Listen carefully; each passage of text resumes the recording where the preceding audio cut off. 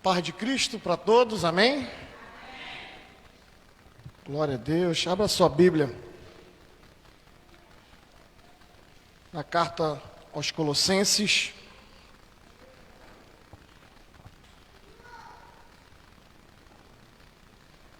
Capítulo número 1.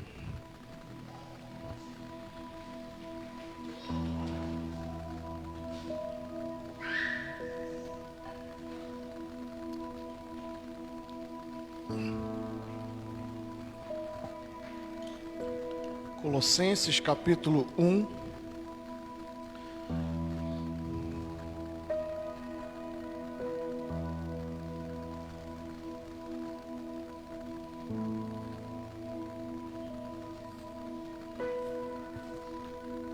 Nós estaremos meditando aí a partir do versículo de número 20.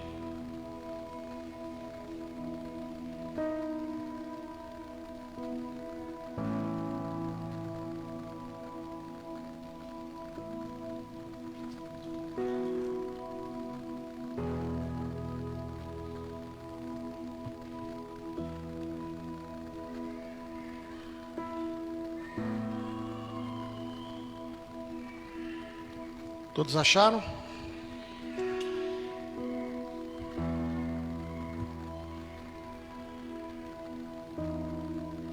Diz assim a palavra do Senhor. Colossenses, capítulo 1, a partir do verso 20. E que havendo por ele feito a paz pelo sangue da sua cruz, por meio dele reconciliasse consigo mesmo todas as coisas, tanto as que estão na terra, como as que estão nos céus.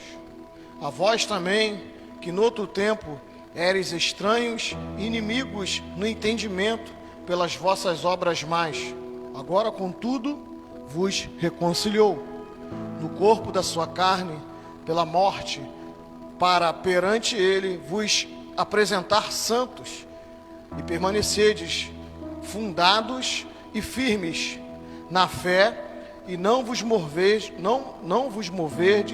da esperança do evangelho que tendes ouvido, o qual foi pregado a toda criatura que há debaixo do céu, e do qual eu, Paulo, estou feito ministro. Amém? Glória a Deus. Pai Santo, esta é a sua palavra. Peço a sua direção neste momento, através da ajuda do teu Espírito Santo, juntamente com meus irmãos, para passar aquilo que o Senhor queira falar com a igreja nesta noite.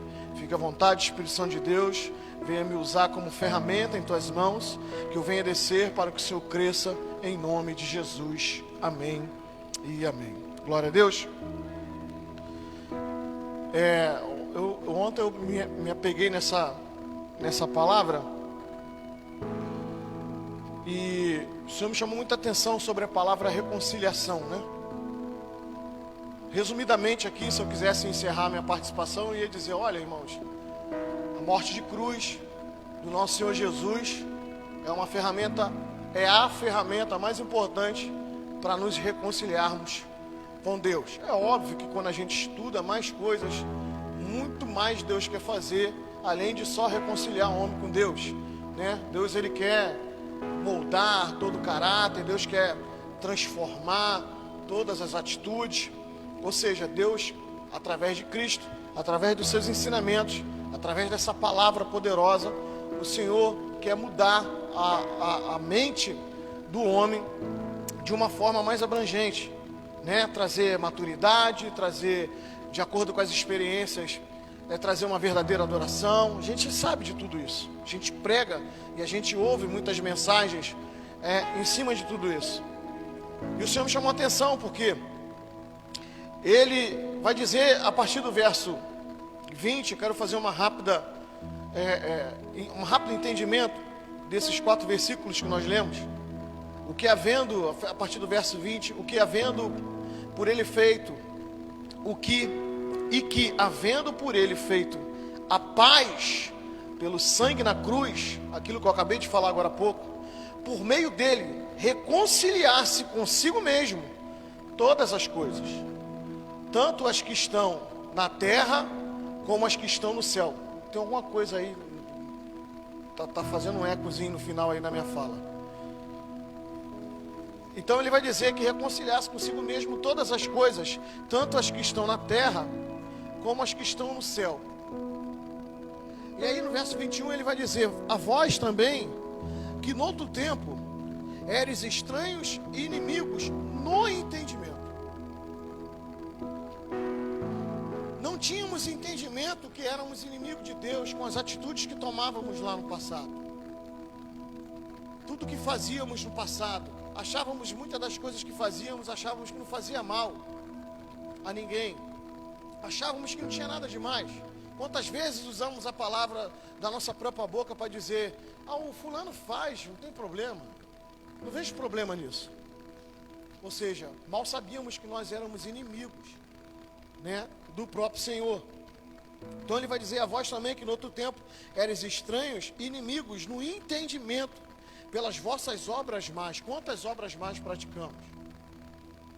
Agora, contudo, vos reconciliou. Eu não sei como é que está a tradução de alguns irmãos. E ele vai dizer no verso 22, no corpo da sua carne pela morte, para perante ele vos apresentar santos, irrepreensíveis e inculpáveis. Então, no corpo da sua carne pela morte, para perante ele vos apresentar santo. Ou seja, ele morre na cruz, sacrifica o seu próprio corpo, né? E para nos apresentar, para nos justificar. Quem está entendendo, diga amém, por favor. Por isso que a gente sempre diz que a vitória do crente é a cruz do Calvário. Quando o crente entende a cruz, quando o crente compreende esse sacrifício, né, a gente vai ter uma visão diferenciada daquilo que Deus representa para nós e da importância de Deus e do Senhor Jesus para nossas vidas. Eu não sei se alguns aqui não fizeram encontros de impacto, né? Mas eu não vou falar detalhes, mas lá no encontro a gente, de acordo com algumas ministrações que são feitas, né? Por que a gente sai de lá com a mente completamente diferenciada do dia que entramos? Por quê? Porque são ministrações e preparações específicas para que abra o nosso entendimento, para a gente compreender todo o sacrifício de Cristo, todo o seu processo, né? Que é um processo de libertação para a humanidade. Quem está entendendo, diga amém. A gente vai falar sobre isso aqui mais para frente. Então, para quê? Para nos apresentar como santos, irrepreensíveis e inculpáveis. Parece contraditório, porque às vezes a gente prega muito dizendo que o homem é pecador, sim ou não? Sim ou não, igreja? O homem é falho. Perfeito só foi Jesus. Todo homem ele é falho, né?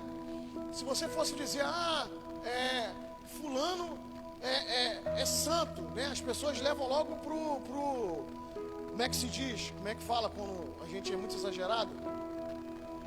Não, mas quando a gente é muito exagerado numa comparação, né? O camarada é santo. Aí alguém que não entende fala assim: santo? Para que esse negócio realmente não é santo. Só que Jesus nos olha como santos, amém, irmão? Amém, irmão? Ainda vendo pecado em nós, ele já lutou, venceu na cruz do Calvário, e ele torce. Eu não sei se essa é a palavra certa que eu poderia usar, mas ele torce incansavelmente 24 horas para que eu e você vença, amém, igreja? Porque quando a gente chegar na glória, seremos santos, aí sim seremos santos, amém, igreja? Só que precisamos vencer como homens naturais nessa terra, né? E como eu faço isso, pastor? Como é que eu venço como homem natural nessa terra? Quem conhece o Espírito Santo aqui, dá glória. Você tem toda a ajuda que tu precisa se você tem o Espírito Santo. Amém, igreja? Toda ajuda que você precisa, você tem no Espírito Santo. Esse Espírito Santo que vai confortando, consolando, corrigindo, sabe? Trabalhando em nós, dia a dia, hora a hora, minuto a minuto, segundo a segundo, o tempo todo ele é à nossa disposição. Isso é um privilégio para nós, termos essa presença do Espírito Santo. No estou falando de glória de Deus descendo, não estou falando de, eu senti a presença. Não, você tem que sentir essa presença a todo tempo, em tudo que você está fazendo, você sentir esse conforto, essa paz, independente da situação a qual você possa estar passando. Seja qual for a dificuldade que você possa estar passando, mas você sentir esse Espírito Santo te consolando, né? Quando que o Espírito Santo vai te consolar? É justamente quando você estiver no momento de dificuldade.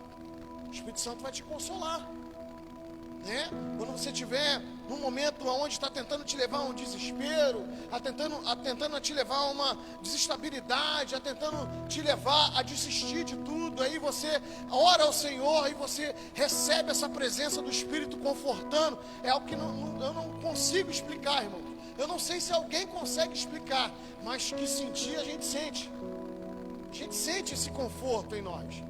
Então, essa vitória de Cristo lá, Cristo luta o tempo todo, porque Ele já venceu na cruz para que nós sejamos santos, irrepreensíveis e inculpáveis. E aí o verso 23, ele vai dizer: e na verdade, permanecerdes fundados e firmes na fé, e não vos moverdes da esperança do Evangelho que tendes ouvido. Ou seja, não saia dessa esperança do Evangelho a qual você tem ouvido. Quem tem ouvido esse Evangelho, dá glória. Você tem fé nesse Evangelho? Quem tem fé nesse Evangelho, levanta a mão. Ele está dizendo aqui, do estudo aqui ele está dizendo, não se mova disso. Não saia dessa esperança. Esperança aonde, pastor? No que eu tenho ouvido e no que eu tenho crido, no que eu tenho acreditado, no que eu tenho almejado. Quem almeja aqui ir para o céu? Quem almeja morar na eternidade com o Pai? Ele está falando, não saia desse propósito. É o que eu costumo dizer, está muito além de uma prosperidade terrena. Não que Deus não queira te dar, Deus quer te dar, mas está além disso, né? Está além da cura. Foi isso que tu viu ontem? Foi ontem que tu viu ou foi hoje falando sobre isso? É que Deus não está preocupado só em curar. Foi você que viu isso? Não sei se foi você. Que Deus não está preocupado só em curar. Não sei se eu ouvi isso de alguém.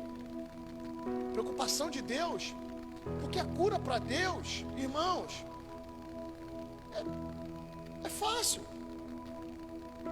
A vida e a morte está sob o poder dele, sim ou não? Então ele cura. Porque às vezes a gente prega e as pessoas não entendem. Muitos que não servem a Cristo não entendem. Por que era tão fiel a Deus e morreu? Por que era tão dedicado? Por que era pastor? Por que era missionário, missionária, presbítero? Por que era diácono, servo de Deus? Por que era um baita de um líder? Por que era um baita de um crente, um baita de um levita, um homem dedicado? Por que morreu? Aí, aqueles que têm um pensamento ainda no mundo, não digo nem mundano, mas ainda no mundo, quando eu digo pensamento cativo ao mundo, vai dizer assim: caramba, chegou meu óculos? Oh, maravilha, agora eu já li, já comi letra, já comi ponto, já comi tudo. Glória a Deus. Tá ruim de acostumar com esse óculos, irmão, mas Deus vai dar vitória. Amém? Tá difícil. Paguei uma grana, mas ele não tá maneiro. Mas amém, vamos à luta. E aí essas pessoas que estão no mundo, que não tem uma mente madura no espírito, vão dizer: tanto ladrão podia ter morrido, tanto traficante, tanto político corrupto, por que vai morrer o crente? E aí o crente um pouco mais maduro, que conhece só um pouquinho de Bíblia, vai saber que na Bíblia, a Bíblia diz que Deus tem prazer na morte dos santos, ou dos justos. Algumas traduções, santos, outras traduções, justos. E tanto santo quanto justo parece ser forte, né? Como assim? Tem gente santa, tem gente justa. Nos nossos olhos nunca vamos achar ninguém santo e ninguém justo. Mas eu vou repetir, Jesus olha pra gente assim, porque Ele tem esperança de que a gente vença, amém, irmão?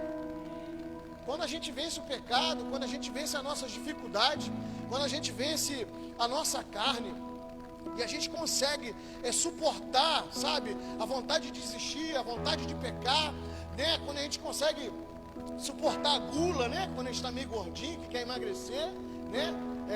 As pessoas, algumas querem emagrecer por estética, outras têm que emagrecer por saúde, né, irmão? Porque senão vai ficar ruim para ela, né? E quando a gente vence tudo isso, sabe? Principalmente quando a gente vence as tentações que são voltadas para nós, né? A pessoa que estava acostumada na prostituição, no adultério, nas drogas, quando a pessoa vence isso, sabe? Aí Jesus lá de cima fala para Satanás, eu não sei se isso acontece, mas eu imagino aqui, eu conjecturo, sabe? Fala para Satanás, ele é justo, aí ele venceu a tentação. Hoje ele venceu, quem está entendendo, diga amém. Deus sabe que amanhã você vai ser tentado de novo. Mas se amanhã tu vencer de novo, Deus vai falar, olha lá meu justo de novo, olha lá meu santo de novo. Por isso que ele vai olhar sempre com um olhar de santo e de justo. Por quê? Porque esse é o olhar do Senhor para conosco. Nós jamais vamos olhar as pessoas assim, né? Então, ele vai dizer que na verdade se permanecerdes fundados e firmes na fé e não vos moverdes da esperança do evangelho que tendes ouvido, o qual foi pregado a toda criatura que há debaixo do céu, e do qual eu, Paulo, estou feito ministro. Paulo é ministro desse evangelho que é pregado. Então Paulo tem autoridade para falar a respeito desse fato. Porque quem era Paulo anteriormente? Paulo era um perseguidor da igreja. Paulo era um religioso. Você sabia que Paulo perseguia os crentes, os evangélicos ali, eu estou tentando achar a palavra aqui, os enraizados em Cristo, na verdade, não é? Paulo perseguia eles, por quê? Porque foi ensinado para Paulo uma outra doutrina, uma mistura. Então Paulo achava que estava matando os crentes, principalmente aqueles que serviam a Jesus, porque lá naquele povo, o povo não entendia Cristo como Salvador, como Messias, entendia Cristo somente como mais um profeta. O nome dele era Saulo. Então Paulo, anteriormente Saulo, perseguia a igreja achando que ele estava fazendo certo. Ele achava que estava fazendo aquilo pela vontade de Deus, perseguir esses crentes, até que Paulo vai ter um encontro com Cristo, e a visão, a mente de Paulo vai ser aberta, e a visão, primeiro Deus, aqui eu vou falar mais uma vez, como Jesus nos vê e como nós nos vemos, né? O que Deus faz com Paulo primeiro? Paulo, ele vai ficar cego, e a Bíblia vai dizer que as escamas dos olhos vão ser retiradas, mas num curto período de tempo, Paulo vai continuar cego. E aí até que se manda lá o tal do Ananias para orar por ele, e a visão de Paulo vai voltar, só que volta diferente. Estão entendendo? Amém ou não amém? Por quê? Porque Jesus teve que se apresentar a Paulo para mostrar para Paulo que toda a visão anterior que ele teve, que toda a visão antiga que ele tinha, que todo o comportamento dele, aquilo que ele enxergava, era completamente diferente do que ele achava que estava fazendo. Por isso que a gente tem que orar, né, pelos católicos, tem que orar pelos espíritas, né? Tem que orar para todos aqueles que adoram outros deuses. Por quê? Para que a visão deles caia, porque muitos estão na macumba, muitos estão fazendo as coisas, achando que alguns até, diga até que nem todos com maldade, para tentar destruir a vida de ninguém, achando que vão ter algum benefício, e que Deus está naquele negócio, quando na verdade a gente sabe que não está. Então a gente ora para que essas pessoas saiam desse ensinamento errado, como Paulo teve esse ensinamento errado, e a visão se abra.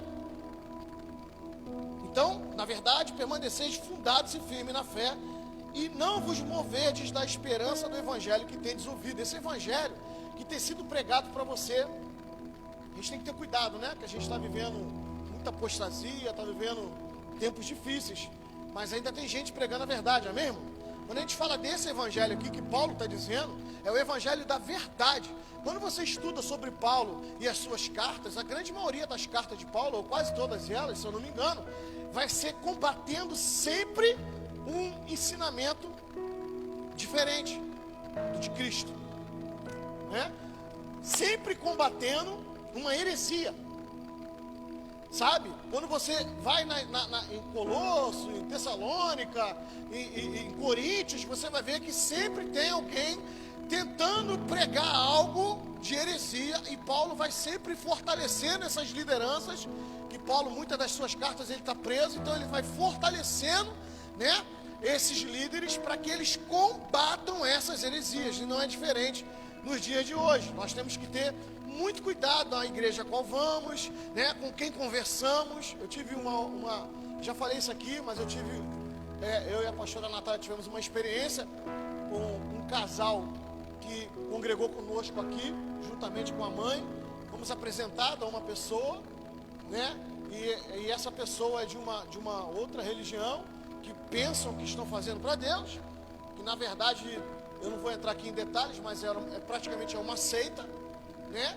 E ali ele dizendo a respeito de dízimo, que eu não quero entrar nessa questão também, mas falando que dízimo é coisa do Antigo Testamento, e tal, e falando lá dos pensamentos dele, que ele não entendia porque que nós evangélicos ainda dizimávamos e tudo mais, né? E ali Deus nos deu uma direção, Deus nos deu sabedoria para conduzir, que a gente também não pode ficar brigando com todo mundo por causa disso, né? E ali o Senhor nos deu uma orientação. Ou seja, esse camarada veio do mundo, caiu dentro dessa seita, e dentro dessa seita a mente dele está sendo envolvida por uns ensinamentos que não condiz com a Bíblia. E como é que você traz essa pessoa para a realidade de novo? É com a palavra e com oração. Amém, irmãos? Porque, como eu preguei aqui anteriormente, muitos estão sendo envolvidos com doutrinas de demônios. Não preguei isso aqui recentemente? Heresias, doutrinas de demônios, né? E tem casca de demônio que só sai com jejum. Vocês estão entendendo? Vai adiantar eu brigar com a pessoa? Não, eu tenho que orar ao Senhor, tenho que fazer um propósito de jejum ao Senhor, para que o Senhor faça como fez com Paulo nessa pessoa, para que as camas dos olhos caiam e ela volte a enxergar o quê? A verdade. Amém, igreja? E eu te falei de uma situação de dízimo, mas se você sentar para conversar, você vai ver um monte de heresias que foram ensinadas. E pessoas achando que estão dentro desses ambientes, achando que é Deus quem está ensinando, e não é Deus. É doutrina de demônio.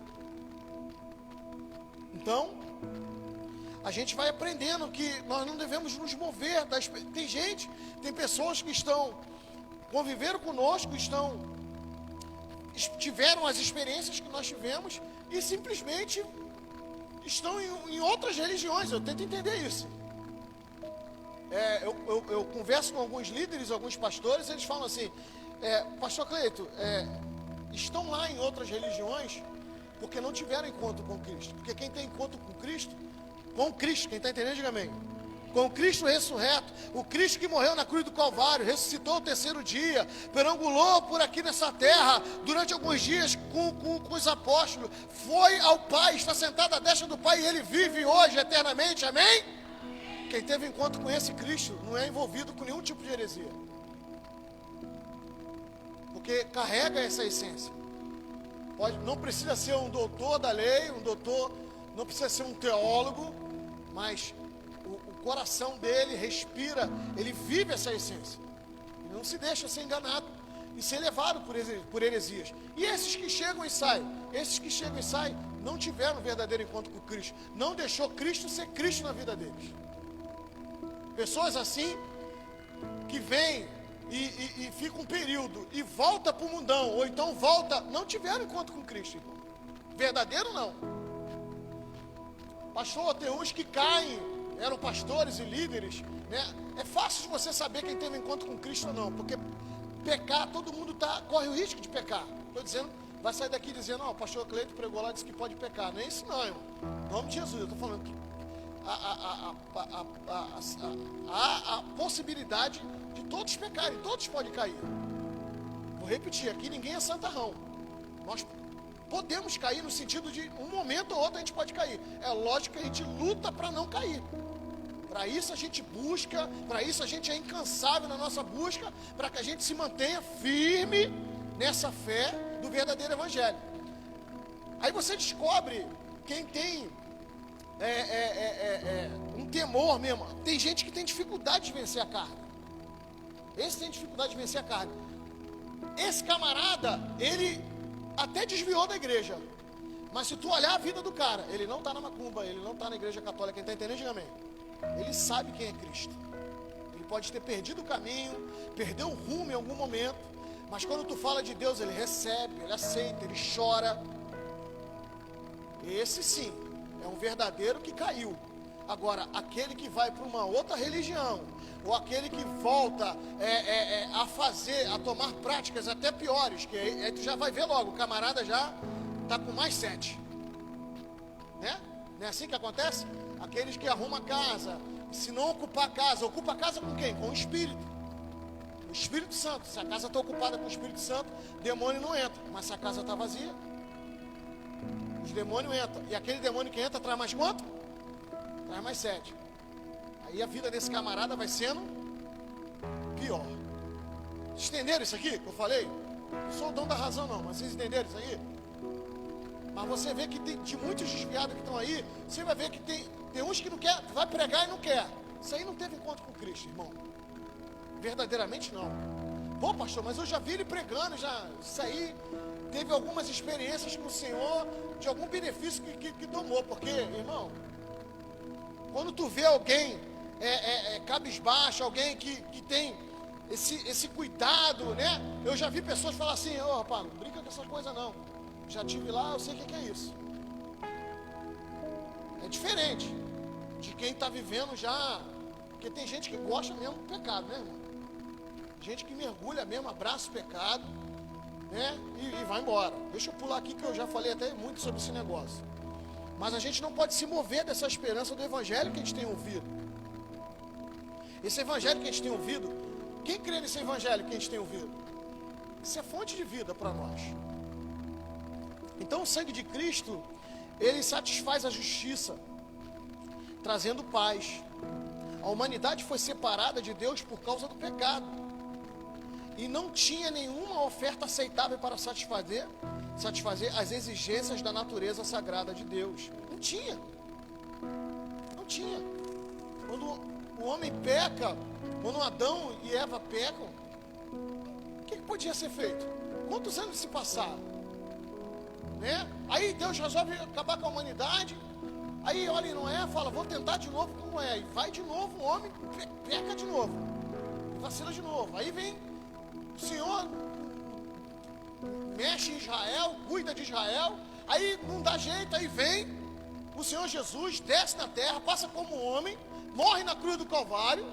E ainda assim o homem falha. E vai falhando, e vai falhando. Mas o mundo, ele é dividido antes de Cristo e depois de Cristo. A humanidade é marcada com a presença de Cristo. Por quê? Porque Cristo, eu costumo falar isso, né? Cristo é a coisa mais importante que a terra já teve. É Cristo Jesus. Porque os antigos pela fé, na esperança ainda da futura morte dele, quem está entendendo, diga amém, garantem a sua salvação.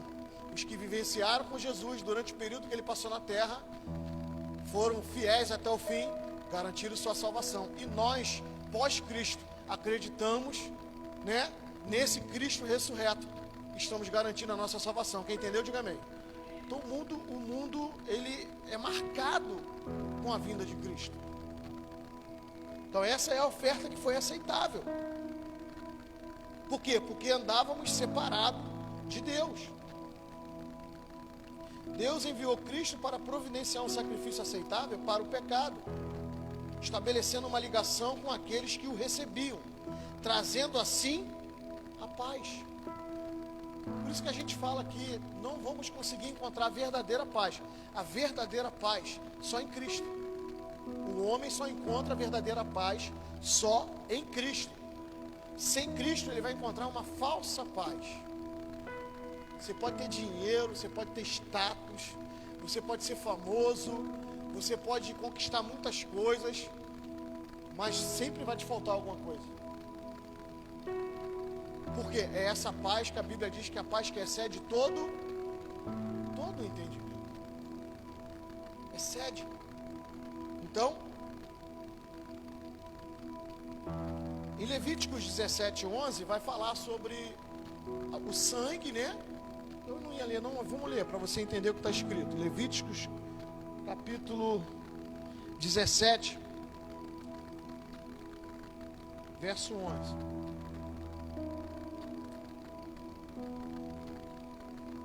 Fala sobre o sangue, aquele período, né, do Antigo Testamento. Levíticos 17, verso 11, está escrito assim: porque a alma da carne está no sangue, pelo que vô-lo tenho dado sobre o altar, para fazer expiação pela vossa alma, porquanto é o sangue que fará expiação pela alma. Amém? Já falei aqui da alma, né? O homem é feito de corpo, alma e espírito. A alma é que vai ou gozar do gozo eterno ou da tormenta eterna, né? É a alma porque o corpo volta para a terra, o espírito volta para Deus, e a alma do homem é que vai definir para onde vai. O homem tem que decidir pela sua alma. A alma ou ela vai penar na perdição eterna ou ela vai gozar do gozo eterno. Então, esse sangue declara, Levítico 17:11 declara que o pecado não pode ser perdoado sem derramamento de sangue. Por isso que Cristo toma aquela atitude. Esse é o procedimento, esse é o processo, né? Por quê? Porque Cristo está morrendo na cruz. Por quê, irmão? Quem pode me dizer? Cristo está morrendo na cruz. Cristo morreu na cruz por quem? Por nós. Por quê? Porque andávamos em pecado, pelos nossos pecados. E aí o sangue dele tem que ser derramado na cruz, porque era assim que os antigos viviam, sacrificavam. Você vai ver várias histórias no Antigo Testamento, né, de sacrifício, né? Em um determinado momento, o povo, se eu não me engano, está no Egito, não sei se é um momento ou dois momentos, mas no Egito, quando vem a mortandade dos primogênitos, o que eles vão fazer? Quem está entendendo? Eles vão marcar as casas. Por quê? Cada casa marcada, o espírito da morte não entraria.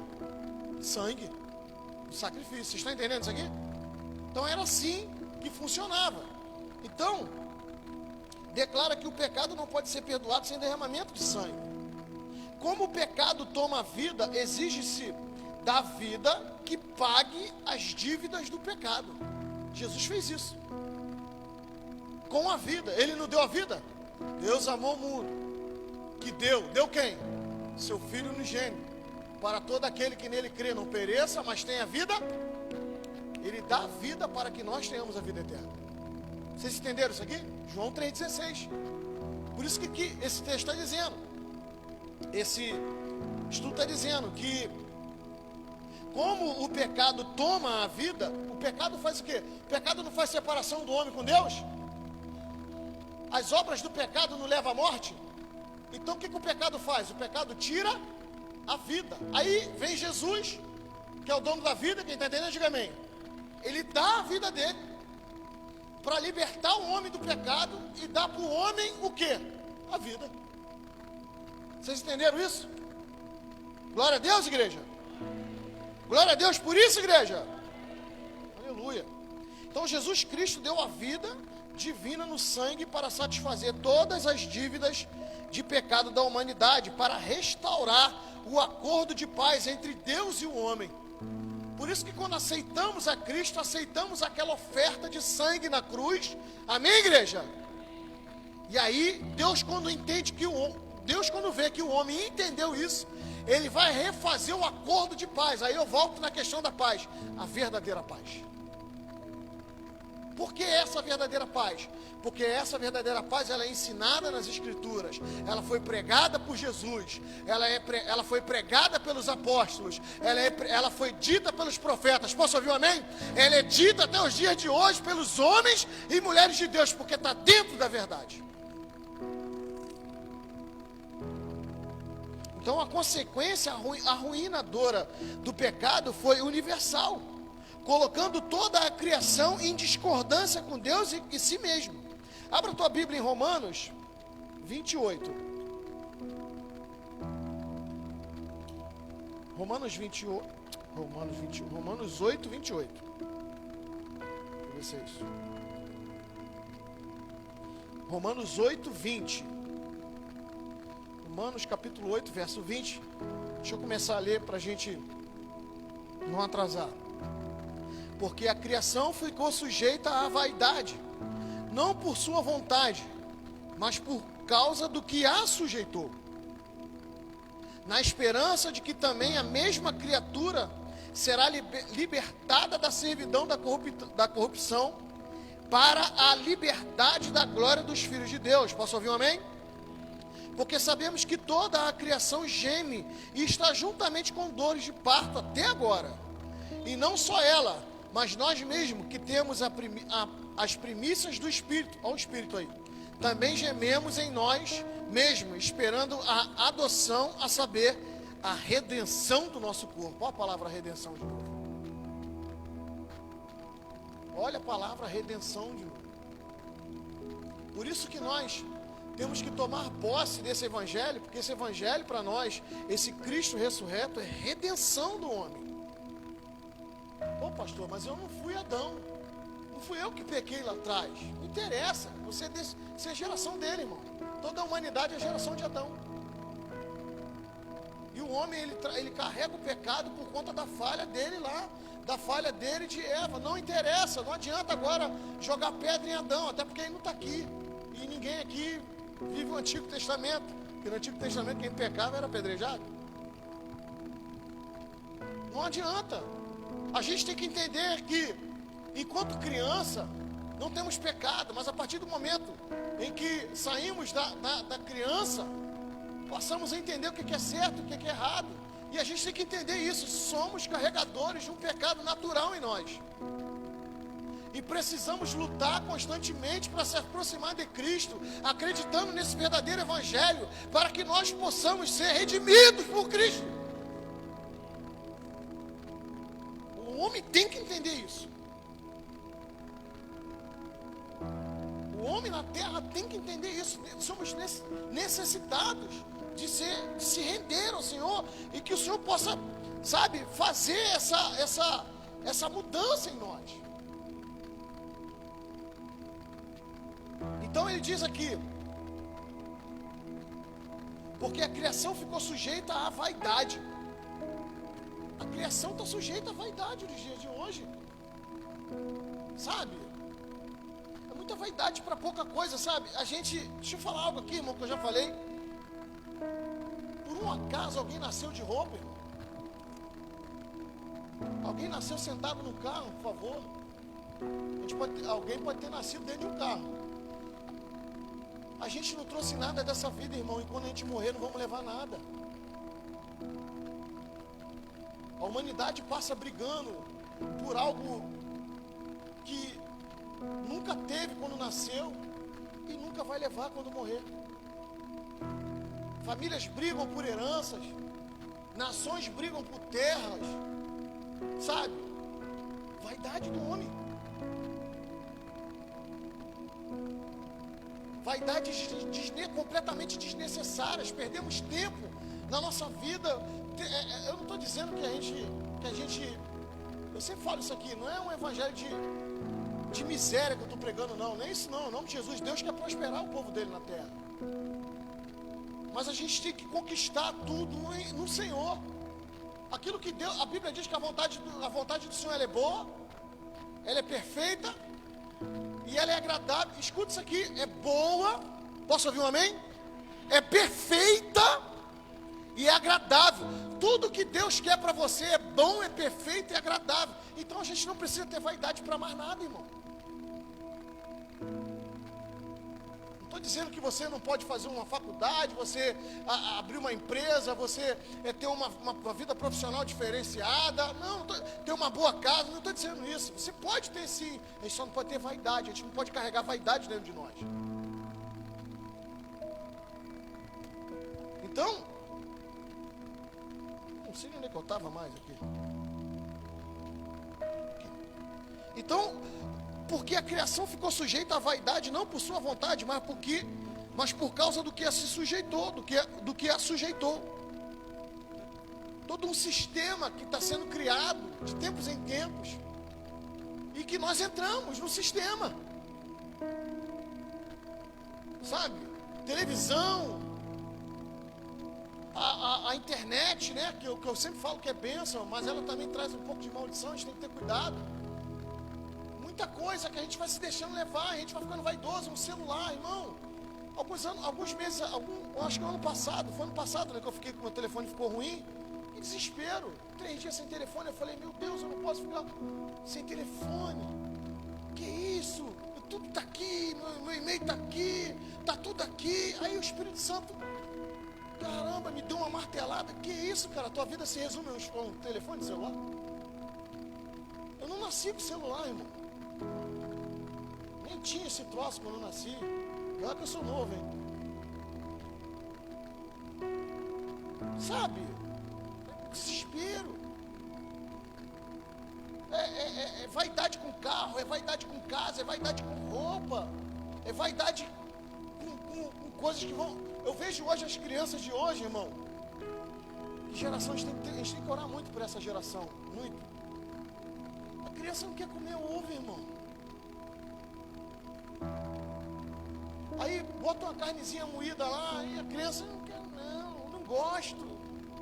Aí de eu falar para minha mãe que eu não gosto, quando era novo. É sério, irmão. Ou seja, as crianças novinhas já estão entrando na vaidade. Vaidade que ela vai sendo sujeita por conta do sistema que é feito, né? Políticos vaidosos, pastores vaidosos, igrejas com vaidade. Vocês estão entendendo isso?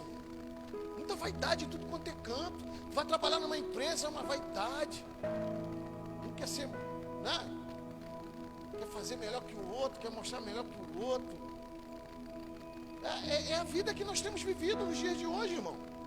Então o homem ele foi sujeito a essa vaidade, na esperança de que também a mesma criatura será libertada da servidão da corrupção para a liberdade da glória dos filhos de Deus. Ou seja, na esperança de que também a mesma criatura será libertada da servidão da corrupção. Hoje tem pessoas presas na corrupção.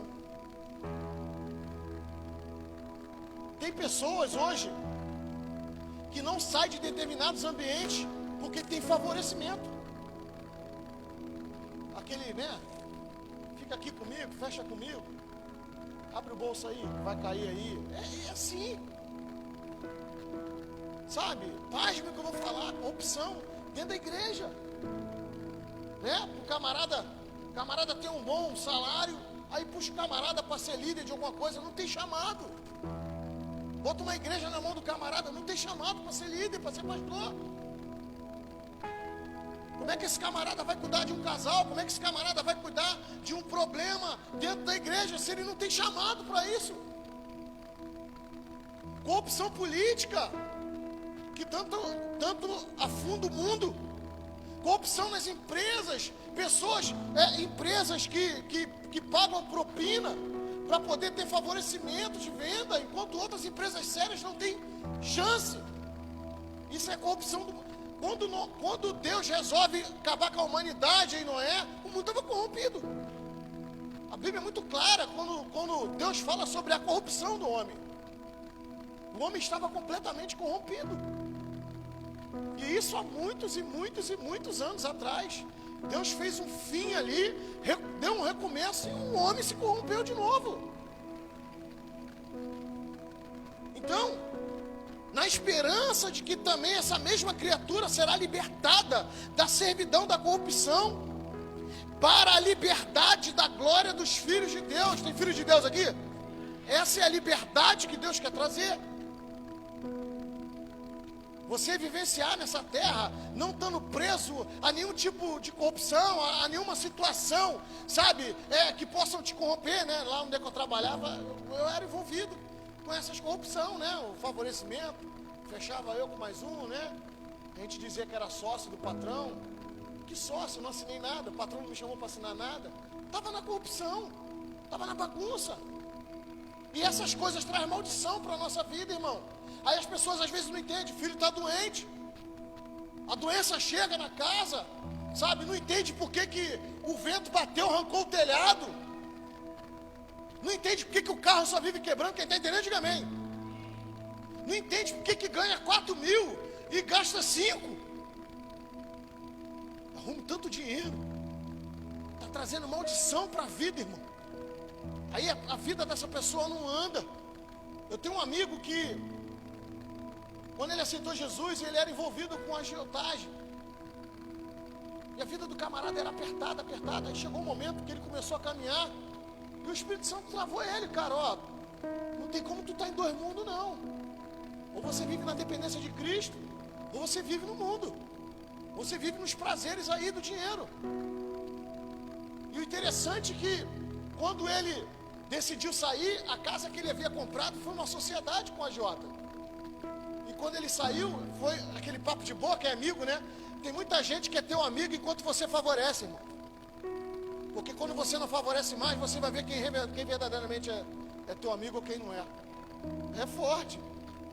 Sabe o que o cara fez? Devolve a casa.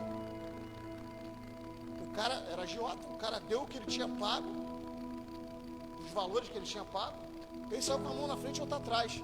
Só que servo de Deus, quem está entendendo, diga amém. Servo de Deus não passa dificuldade só à toa, não, irmão. Deus provê, amém? Quem crê que Deus provê? Deus abriu as portas para ele, ele comprou uma casa na Caixa Econômica, está pagando a casinha dele até hoje. Largou a agiotagem. Por quê? Porque foi fiel com Deus. Fala com o irmão que está do teu lado, seja fiel com Deus. Em todo tempo e em todo momento. Fidelidade com Deus, irmão. Ele escolheu um lado, lembra de Josué? Josué 24:15, parte B, Josué vai dizer: cara, se parece mal servir ao Senhor, escolher hoje a quem se vai. Os deuses dos teus pais lá do outro lado, ou o Senhor. Porém, eu e a minha casa, ele fez uma escolha. E se tu estudar Josué 24, irmão, final do livro, 32 batalhas, 31 vitórias, o povo já tinha tomado posse da terra prometida, e Josué estava perguntando ao povo: toma decisão, cara, decide o que você quer. Depois de tanta vitória, depois de ter tomado posse da promessa, Josué está dizendo: tomam vergonha na cara, tomam uma posição, ou vocês são de Deus, ou vocês são de Mamon. Ou vocês são de Deus, ou vocês são de Baal. Ou vocês são de Deus, ou vocês são dos outros deuses. Deus usou Josué ali, depois de tanta história que aquele povo conquistou. Então, nós devemos ser criaturas libertas para a glória dos filhos de Deus, porque sabemos que toda a criação geme e está juntamente com dores de parto até hoje. Eu até tenho um negócio escrito aqui sobre: gememos porque, embora nossa alma esteja salva, nosso corpo ainda está sujeito à dor e ao pecado.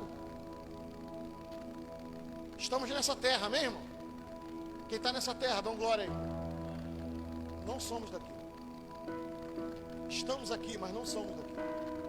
Por isso que nosso corpo está sujeito, né? Por isso que quando se peca, o corpo padece. O corpo está sujeito. Ele está dizendo aqui que o Espírito, quando ele fala que o Espírito está salvo, porque hoje eu acordei e decidi não pecar, e venci o pecado, venci a tentação, encerrei o meu dia, fui dormir, estou salvo. Amanhã eu vou lutar de novo. Vocês estão entendendo isso?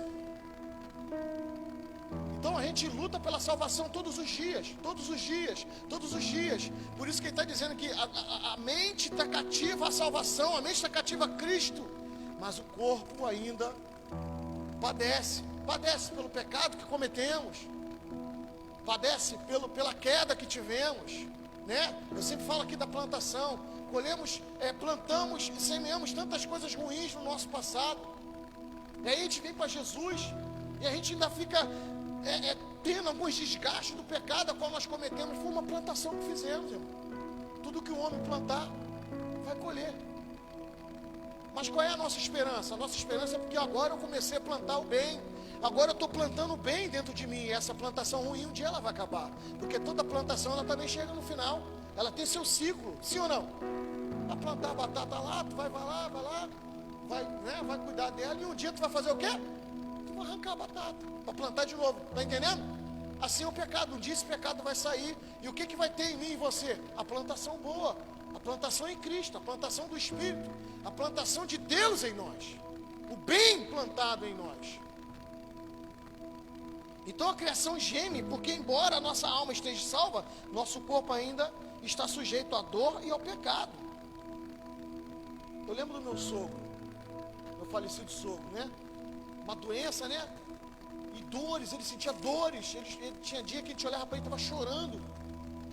E eu, novo convertido, eu falava, meu Deus, eu não aceito isso não, homem de Deus, homem firme, homem que pregava o evangelho para a gente sem abrir a boca, já, qual é o nome daquilo?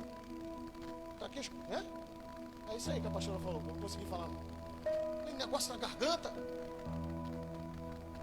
Eu já falei para os irmãos, eu descia, meu quarto era em cima, e madrugada, 3 horas da manhã, estava um homem lá de joelho. Aí daqui a pouco eu passava por ele, ele me chamava, sem falar uma palavra, abria a Bíblia, mandava eu ler. Quando eu li, ele falava, é para você. Eu falei, meu Deus, eu falei, meu Deus, que experiência que eu estou tendo com o Senhor. A ponto dele dizer, 10 anos de evangelho, 2 anos de doente. Ele falou, eu não troco meus 2 anos pelos 10. Porque nos 10 eu não tinha a experiência que eu tenho com Deus, mas os 2 anos eu tenho. O corpo padecendo pelo pecado, pelas drogas, pela bebida, pelas noitadas que ele teve. O corpo padeceu, uma plantação que ele fez.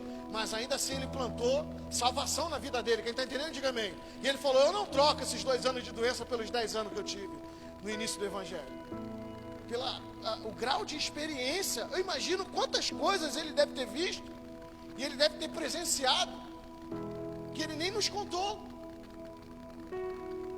Por quê? Porque ele estava num grau de intimidade. Ele no hospital, lá no INPE, irmão, a gente chegava lá para ficar com ele de joelho na maca, as irmãs querendo, as enfermeiras querendo dar injeção nele, querendo dar medicamento para ele, elas paradas na porta. E aí eu olhava de longe, eu falei, o que houve? Ela, não, ele está orando. Quem está entendendo isso? Ele lá, de joelho na cama. Tinha dia que eu passava por ele, a lágrima descia, de dor. A dor que ele sentia. E eu falava, o que houve, meu sogro? Está doendo. E eu falava, meu Deus, eu não sei o que eu posso fazer para te ajudar ele. Você nada, mas ele pode. Quem está entendendo isso? Quem crê que Deus pode cuidar de você? Ainda que o teu corpo padeça nessa terra, ainda que você sinta dor pelo pecado que foi plantado lá atrás, Deus está falando, eu cuido de você. Eu curo você, eu guardo você. E se eu quiser levar você, eu levo você, porque você é meu. A gente tem que entender que nós somos do Senhor. Então o corpo geme por essas dores, né? Que estamos sujeitos a essas dores. Entretanto, aguardamos ansiosamente com esperança nosso corpo de ressurreição, que será libertado da fragilidade física e pecado residente, ou seja, essa fragilidade que o nosso corpo tem, vamos ser libertos disso, amém? Quem crê nisso? Vamos estar na glória com o Senhor, sabe? Corpo glorificado, lá, isso é para quem crê, irmão, lá não tem tiro, lá não tem tráfico, lá não tem doença, lá não tem câncer, lá não tem Covid, lá não tem nada, não tem nada. Abra a tua Bíblia em 1 Coríntios 15, que eu vou finalizar. 1 Coríntios 15, do verso 50 em diante, diz assim, e agora, digo isto, irmãos, que carne e sangue não pode herdar o reino de Deus, nem a corrupção herda a incorrupção. Verso 51, eis aqui vos digo um mistério, na verdade nem todos dormiremos, mas todos seremos transformados. Quem crê, dá glória. Num momento, num abrir e fechar de olhos, ante a última trombeta, porque a trombeta soará, e os mortos ressuscitarão incorruptíveis, e nós seremos transformados, porque convém que isto que é corruptível, aqui ó, isto, carne, corpo, físico, isso aqui, ele está dizendo, porque convém que isto que é corruptível se revista da incorruptibilidade, e isto que é mortal, corpo mortal, se revista da imortalidade. E quando isto que é corruptível se revestir da incorruptibilidade, e isto que é mortal se revestir da imortalidade, então cumprir-se-á a palavra que está escrita: tragada foi a morte na vitória. Ou seja, tragou. Não tem mais função. Escute isso aqui. Não tem poder. Olha para Jesus. Ele se entrega. Escute isso aqui, irmão. Isso aqui, queria que você se levantasse, que eu vou encerrar a mensagem aqui. Você não pode virar vigília, não. Eu cheguei nesse ponto aqui, eu pedi a Deus para ele me dar discernimento para me encerrar a mensagem. Olha para Jesus, irmão. Ele está na cruz, já chicotearam ele, já arrancaram o sangue dele, já debocharam dele, já cuspiram dele. Ele está lá na cruz. E ele vai dizer: Pai, a ti eu entrego o meu. Ele entrega, porque a morte não tem poder sobre ele. Escute isso aqui. A cruz não parou Jesus. Os fariseus não pararam Jesus. Quem está entendendo, diga amém, por favor. Sabe, a corrupção não parou Jesus. A cova não segurou Jesus. Quem está entendendo, diga amém, por favor. Nada parou Jesus. Porque quem está em Cristo, nova criatura é. Quem está entendendo, diga amém. Escuta, quando a gente entende isso aqui, quando a gente entende que nós somos de Deus, irmão, todo mundo vai morrer um dia, amém? Todo mundo vai morrer um dia, a não ser que a gente seja Enoque ou Elias. Se Deus quiser te levar igual a Enoque e Elias, dá um glória, amém? Mas a maioria vai ter que morrer um dia. Só que a morte não pode me causar pânico e medo. Eu falo isso aqui e as pessoas às vezes não me entendem. Eu quero que você entenda isso aqui. A morte é só uma passagem para te levar para o Pai. Isso é para quem está em Cristo. Porque quem não está em Cristo pode te levar para o inferno. Mas a morte é a passagem para te levar para os braços do Pai. Todo homem vai passar por isso. Todo ser humano passa por isso. E como é que eu venço isso? Eu já venci em Cristo Jesus. Quem está entendendo, diga amém. Porque eu já acreditei nele, eu já glorifiquei ele, eu já adorei ele, eu já aprendi com ele, eu já tive intimidade com ele, eu ando com ele, eu creio nele, eu vivo ele. Cristo vive em mim. Paulo vai dizer: viver para mim é Cristo, morrer para mim é lucro, ou em outras traduções, é ganho. Em outras palavras, Paulo está falando assim: eu não tenho medo da morte. Temos que viver nessa terra sem medo de morte. Ainda nos dias de hoje tem crente que quando fala de morte fala assim: ai meu Deus, irmão, vamos morrer um dia. Só temos que estar preparados para isso. E como eu me preparo para isso? Matando a minha carne todo dia. Todo dia eu digo para a minha carne: não. A Bíblia diz que o espírito tem que sobressair sobre a carne, não a carne sobre o espírito. Quando a gente faz isso, quando a gente sobressai o espírito sobre a carne, a gente começa a viver experiências com o Senhor que jamais imaginávamos.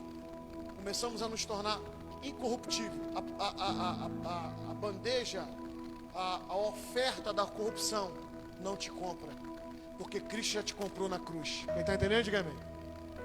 O pecado já não te compra. A tentação de Satanás sobre a tua vida, ela já não tem mais valor. Por quê? Porque você foi comprado por Cristo e foi comprado por um alto preço. Amém? Aplauda o Senhor, fica com essa palavra nessa noite, em nome de Jesus.